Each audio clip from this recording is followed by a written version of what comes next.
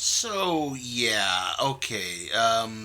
This is just going to get kind of weird here. Basically, stupid me, I naturally thought that Rebellion was going to be on Impact Plus, and it wasn't at all. Like, not even the kickoff show, even though the advertisements did say that at least the kickoff show was supposed to be on Impact Plus. It wasn't. I had to watch it on YouTube. And like I said, I thought it was going to be on Impact Plus. I kept tuning in, and then I finally looked at the ads, and it just said pay-per-view on it. So yeah, I guess this was exposed. This was exclusive to pay-per-view and Fight TV, and yeah, it just I know it just doesn't make any sense. Then why advertise it on Impact Plus? And my best guess is it's not going to be on Impact Plus until probably Wednesday or so, or wherever the replay bit expires so that it can go up there. I guess just poor stupid planning on my part, and like I guess I should have clearly paid more attention. So yeah, basically this is going to wind up being a bit more recap than it is review. Okay, like I did say before, there were kickoff show matches that I was able to cover. And, technically this was supposed to be Eddie Edwards versus Jonathan Gresham for the Ring of Honor Championship, but apparently Gresham could not get medical clearance from an injury, although I do have to wonder how much the purchase of ROH by AEW plays into this. I don't know. Like I said, it's going to come up another time too, so anyway, this was instead changed to Eddie Edwards taking on Chris Bay of Bullet Club, and which is the more bizarre feuds that's going on in Impact right now is I don't know who the babyface is supposed to be in that feud. Um, anyway, eventually after some nice maneuvering from Chris Bay. I keep wanting to say Jonathan Gresham because that's the picture that's up at this point while I'm recording. It's going to switch over to Chris Bay here. Anyway, like I said, eventually Edwards got the pin. He basically dodged I'm trying to think what it's called. The springboard cutter from Bay and hit the Die Hard driver for the 3 count and the stunt for the 3 count and the win. Not too much here. I mean, there was some a lot of good working with Bay's natural athleticism. There was a jumping enziguri. There was a flying lariat. Bay countered a tiger driver attempt into a roll up. So yeah, there was some good maneuvering on his part, but yeah, Edwards definitely looked like a fairly strongish heel, which is definitely better than the way it's worked for pretty much the rest of Honor No More at this point. But still, it was a decent enough match. All right, our next match is the Knockouts Tag Team Championship match between the Influence and the Inspiration. Early on, there were some points in here. There was a really nice spot where Jesse McKay hit a big boot on, I think it was Tennille Dashwood, and basically this kind of also resulted in a DDT being delivered to Madison Rayne. It was a really well set up spot.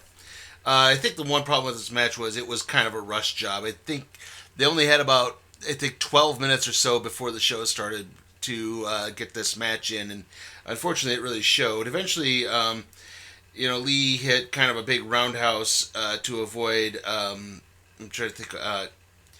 No, it was the belt got into the ring. I think Madison Rayne rolled it into Tennille Dashwood, who tried to hit Cassie Lee, but she dodged it and hit the big roundhouse kick.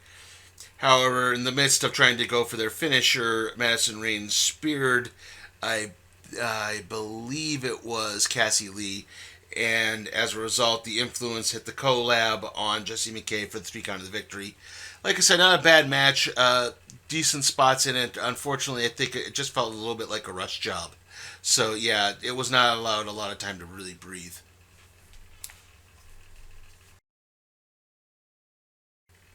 All right, after that, we had the triple threat match between Jay White of Bullet Club, Steve Macklin, and Chris Sabin. I did see a little bit of this on Twitter. I tried to follow along that way, but it just, it's one of those everything just kind of felt so off that I kind of gave up after a while. Sabin did hit a couple of nice moves off the apron. Macklin hit a butterfly backbreaker maneuver. Eventually, the match kind of ended where Sabin hit the cradle shock on Jay White, but then Macklin got the sneaky pin on White for the 3 count and the victory. I guess the most noteworthy fact of this match was that Macklin had some very bizarre face paint on, which he normally doesn't wear. That being said, I do kind of like that Macklin won this because I think he's someone who deserves a real push and impact. He seems to have a good kind of momentum with him with this kind of weird, I just like to fight maneuvering and everything. So, yeah, like I said, this was an alright match, and I do like that Macklin won. Okay, our next match is the AAA Reina de Reyes Championship match between Deonna Parrazzo and Taya Valkyrie.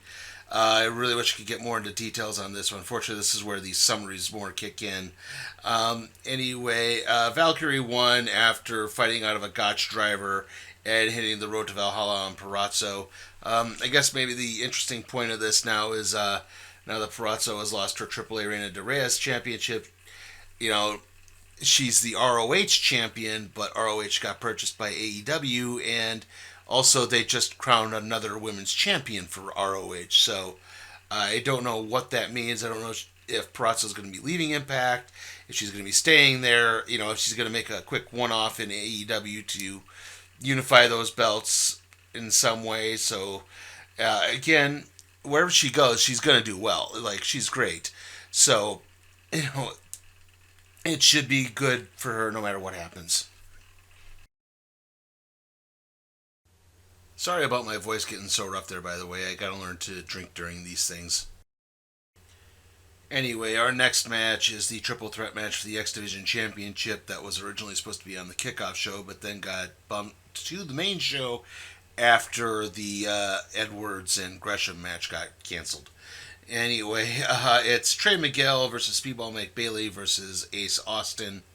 Like I said, I can't really describe this too much since I didn't really see it, but basically what happened was Trey Miguel hit a Meteora on Mike Bailey, seemingly to incapacitate him, but then Ace Austin hit the fold on Miguel to get the sneaky heel victory, and good win for Austin here. Again, another top line heel. Probably deserves a bit more of a push, but hey, at least this keeps him relevant, especially in the X Division.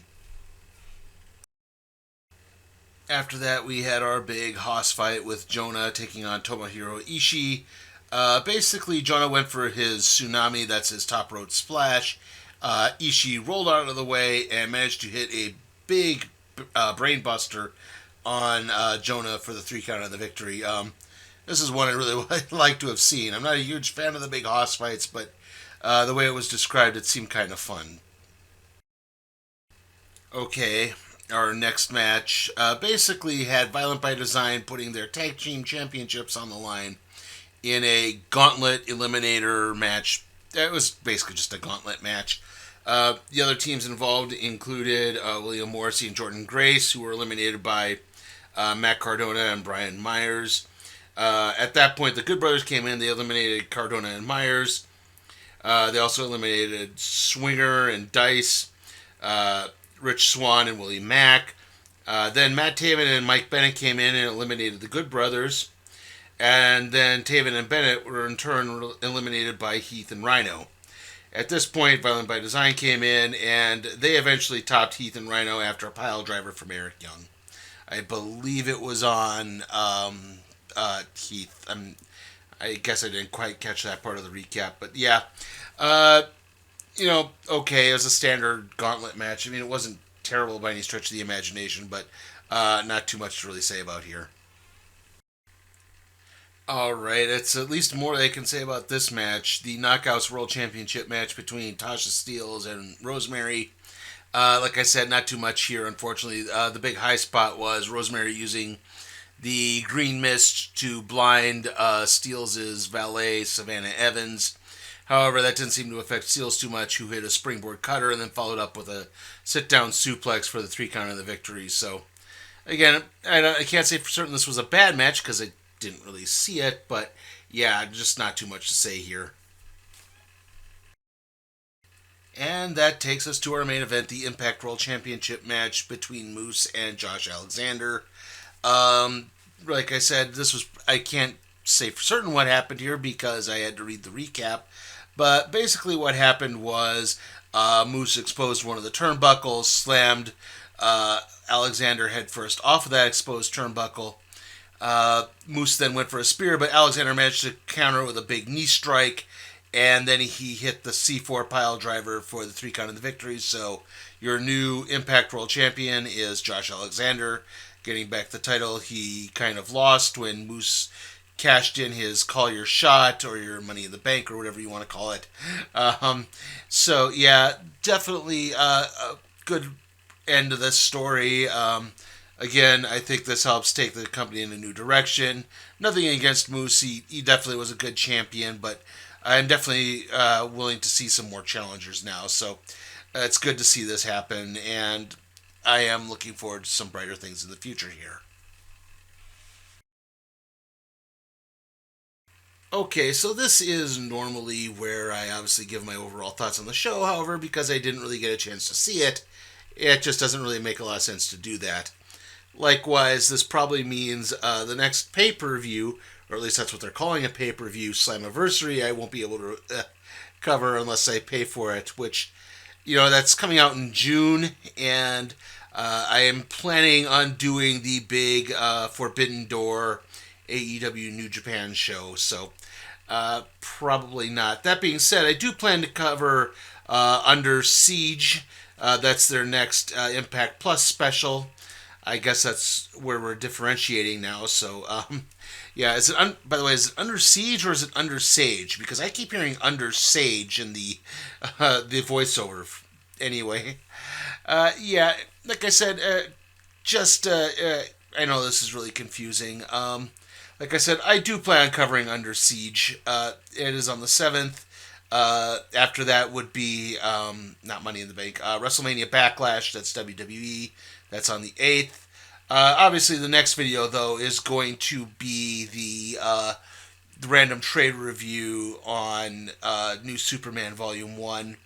And likewise, there's going to be episodes 5 and 6 of Moon Knight in there, and Doctor Strange and the Multiverse of Madness. So we will not necessarily be starved for content. And yeah, like I said, I am planning on doing the big AEW New Japan Forbidden Door show, which is, yeah, like I said, that's June 26th. But obviously we don't have to cross that bridge until we get to it. So see you all next time. Thanks for watching.